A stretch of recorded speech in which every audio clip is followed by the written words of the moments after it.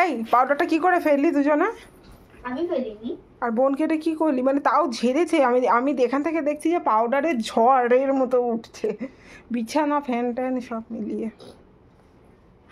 ওটা কি করেছিস ওকে? হরমোনের মতো কি করেছিস ওকে?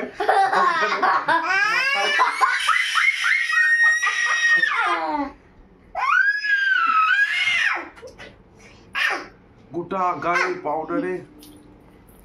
জলের বোতল। রূপসা, নিজের মুখটা একবার আয়নায় দেখো।